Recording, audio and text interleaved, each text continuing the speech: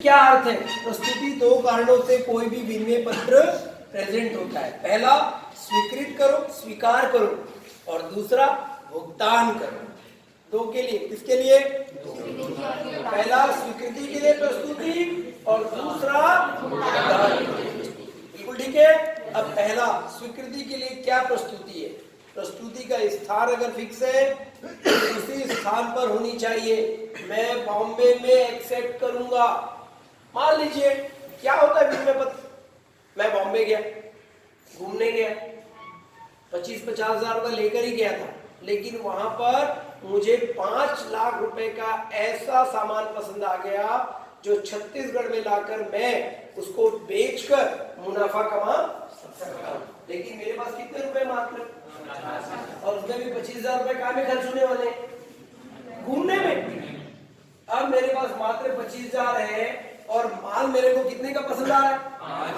5 लाख का। मैं उसको खरीद कर लाभ कमाना चाहता हूं और बॉम्बे का व्यापारी बेचकर भी, लेकिन मैं उसको जानता नहीं और वो भी मुझको जानता नहीं। ऐसी स्थिति में विनिमय साधन विलेख व्यापार के लिए एक महत्वपूर्ण कड़ी बन जाते हैं। मैं कहता हूं भैया मैं 15 दिन बाद राजनांदगांव पहुंचूंगा। कितने दिन बाद? 15 दिन बाद। आप ये 25,000 पकड़ो, 5 लाख का बिल बनाओ। बिल और पेपर आप माल को कहां लगाओगे?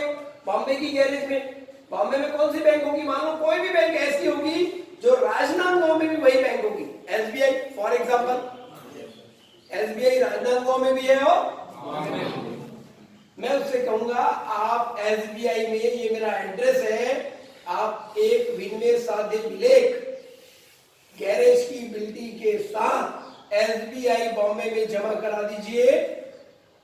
15 दिन बाद मैं पहुंचूंगा और तुरंत मेरे पास पैसे की व्यवस्था होना मुश्किल है। मुझे और 15 दिन, यानी टोटल कितना समय चाहिए? भुगतान की तिथि क्या होगी? मान लीजिए आज कौन सी तारीख है? 14 जनवरी। तो आप 1 महीने बाद यानी 14 फरवरी को मैं इसका पेमेंट करूंगा, ऐसा विनिमय पत्र में लिख दीजिए। उसने एक्सेप्ट कर लिया, इसको बोलते हैं स्वीकार किया जाना। अब उसने बिल बनाया, माल को गैरेज में डाला, गैरेज वाले से क्या मिलेगी? स्लिप, रसीद और बिल। साथ में उसने स्टेट बैंक ऑफ इंडिया, कौन सी ब्रांच? महाराष्ट्र की मुंबई ब्रांच पे लगा दिया कि यह व्यक्ति राजनांदगांव में रहता है, इसको आप बैंक के थ्रू इंफॉर्मेशन दीजिए और मेरा पेमेंट लाइए।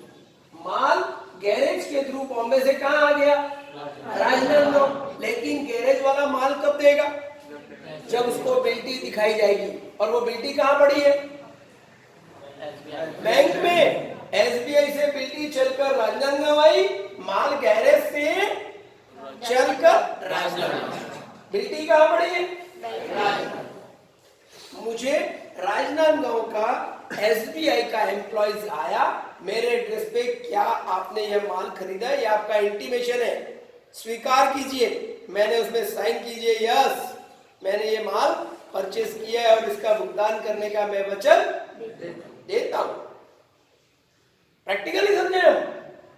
मैंने जैसे ही साइन किए मुझे इंटीमेशन हो गया कि यह बिल और बिल्टी आ चुकी है और माल भी रवाना होकर राजनांदगांव या आने वाला है या आ चुका है।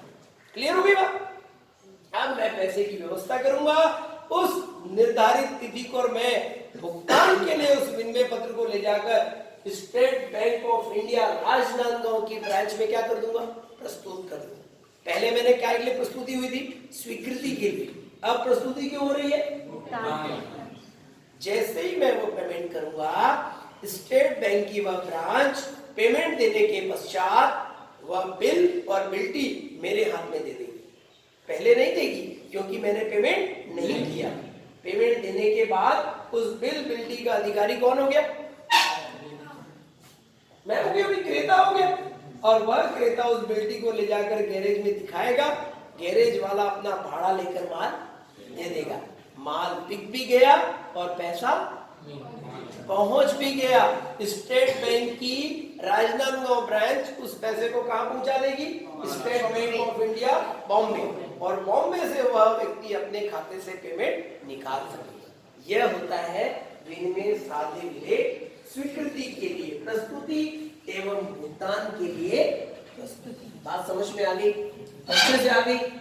मेरे ख्याल से इसको ज्यादा अच्छे से समझाने की जरूरत इस एग्जाम्पल के थ्रू मैं समझता हूँ बहुत अच्छे से हम समझ गए होंगे कि विनिमय साध्य विलेख क्या है।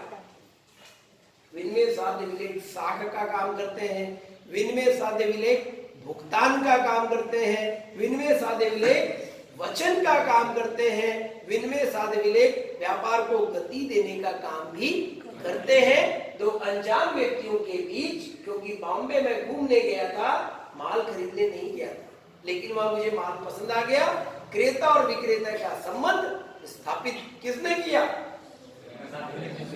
यदि ये नहीं होता तो हम बॉम्बे से 25,000 के अलावा कुछ भी माल खरीदने की स्थिति में नहीं रहे। बात समझ में आ गई सबको? अच्छे से दर्शन के लिए प्रतिज्ञा पत्र हेतु प्रस्तुति समझ में आ गई। पहला है प्रस्तुति संबंधी क्या नियम है। पहला लिखिए प्रस्तुति का समय, लिख लीजिए प्रस्तुति का समय, बनाते जाना पूरा। प्रस्तुति का समय पॉइंट लिख लीजिए, पहले मैं क्लियर करते जाता हूं आपको। दूसरा लिखिए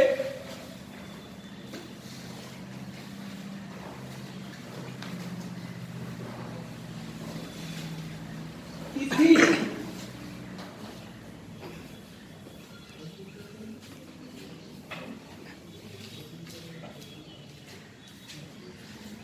तीसरा लिखिए किस्तों पर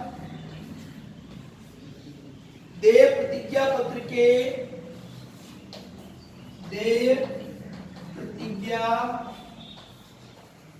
पत्र के भुगतान के लिए प्रस्तुति, भुगतान के लिए प्रस्तुति। पॉइंट लिखते जाइए, मैं क्लियर कर दूंगा।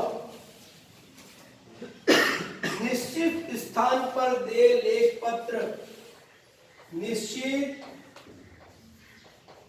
स्थान पर देय लेख पत्र।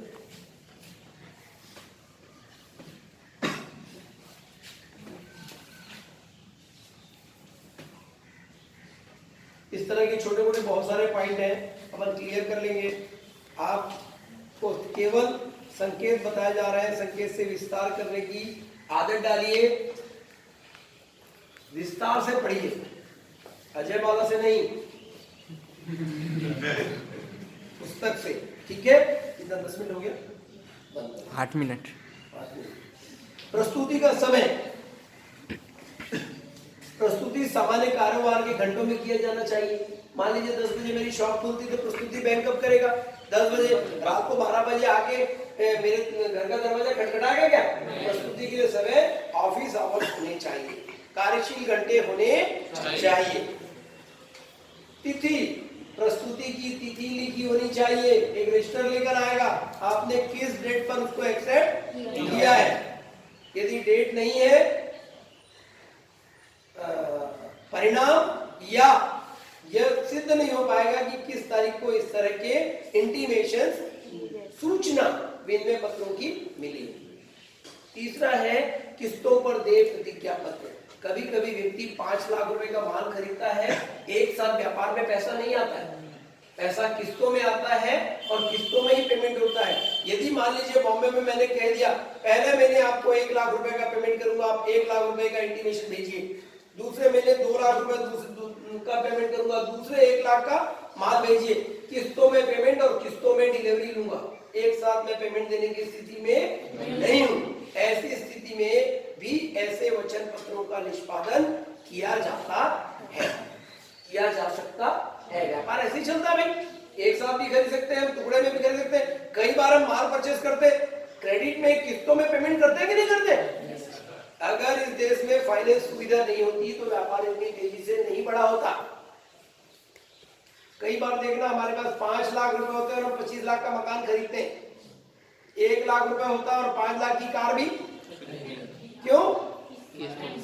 किस्त भुगतान पद्धति। माल अभी ले जाओ, आनंद लो, पैसा किस्तों में देना, लेकिन कितना? ब्याज समेत प्रतिफल के साथ, जो कि बिजनेस का पहला नियम हम पढ़ चुके हैं। व्यवसाय में प्रतिफल के बगैर बिजनेस होता ही नहीं। ठीक है भाई? ठीक है भाई।